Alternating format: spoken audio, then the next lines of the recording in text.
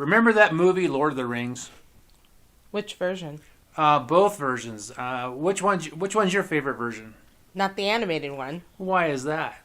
Because for one thing, I don't like the way they portray Samwise Gamgee. Because they make him seem like he's stupid, and he's not. But it's some really cool art in that movie. Yeah, it's alright. I mean, the live-action one is pretty good. It has some orcs in it, and that's what's on the piece of paper today is an orc from that movie.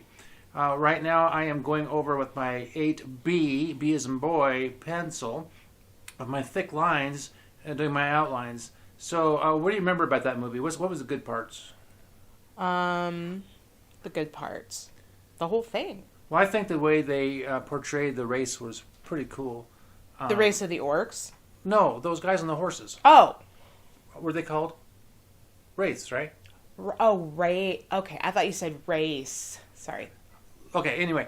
I thought the whole thing was pretty good, too. I really liked the part, I don't know which movie it was, where they had the orcs, where they were chasing or running those two hobbits along. Which hobbits were They those? were running after Frodo and Sam.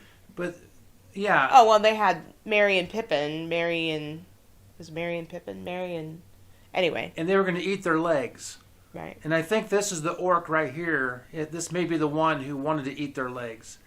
Right. I thought the character design in the movies was really well done, so I had to rip it off and steal it. He was complaining that there was no meat. So he was going to just take a leg off of each of the hobbits. Yeah. And then he ended up getting beheaded, and that main orc said, "Looks like meat's back on the menu, boys." Yeah, we just watched the first movie and part of the second one recently. I like the first one the best because they get into the story. After a while, it gets a little bit tedious with all the battles and all. I don't know. Some people get into this really super heavy. That's why I like the animated version, the Ralph Bakshi version, because it's more fun, it's more playful. So when people get killed, it's more fun. What the hell? Like when Boromir gets those arrows stuck in him.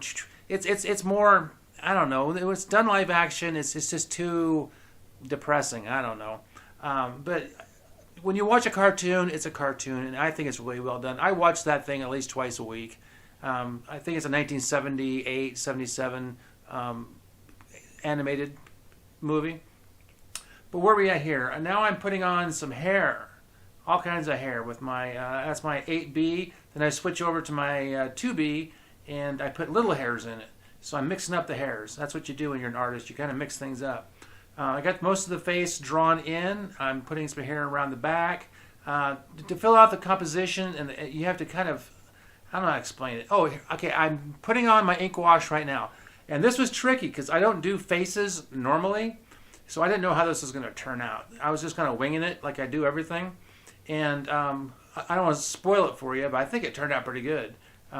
Basically, any place where there's a curve or a line, I just put the ink wash on. And I had a reference. Now, if you notice I had it in my hand the whole time, I preach a lot on this channel about using references. If you want your art to look semi-real, you got to base it off something. You can't just make it out of your brain, because if you do, it's going to look like your brain.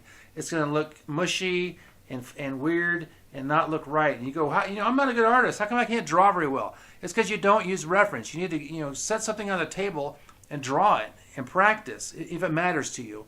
And I know there's people out there that matters to, because I follow some of these other artists that do the same thing I do, and they have hundreds and thousands of views. They have, thousands and thousands of followers. So I know there's people out there that look at this stuff. So I'm trying to jump on the bandwagon, and hopefully my stuff, stands up to theirs. And I hope you guys like my stuff as well. Please, share it, subscribe to it, and ring that bell. So I think I've dipped into my second version of my ink wash. I'm a touch darker because I felt it needed just a little bit more definition. I was a little bit nervous at this point, but I still think it worked out well. What should we talk about now, Cheryl? Let's talk more about the movie. Okay, tell me why you think Samwise was a goofball in the animated. I just don't like the animated version because the way he speaks, they make him sound like he's a real simpleton, but he's not, because he's Frodo's companion, and he is the one who gets him through to take the ring back to Mordor. But isn't he just the comic relief in both? No, I don't think so. Not in the live action ones. I don't think so. I don't think Sean Astin played him as a comic relief at all. Well, you can't have two Frodos. Well, you don't have two Frodos. But I don't appreciate the way that they portrayed him in the animated version. They make him seem like he's a simpleton and like almost disabled. Well, maybe in 1978 that was okay. Well, I don't like it. I like it a lot. Anyway, I'm putting a little bit of color onto this little, I don't know what, it was like a fur thing he has on his neck. Like a cape, like a cloak of some sort. Yes. So I thought I needed to come up here and fill in some background. I put an ink wash up there, but I need a little bit more to frame the composition. I'm all about composition. If you're an artist, you should learn composition.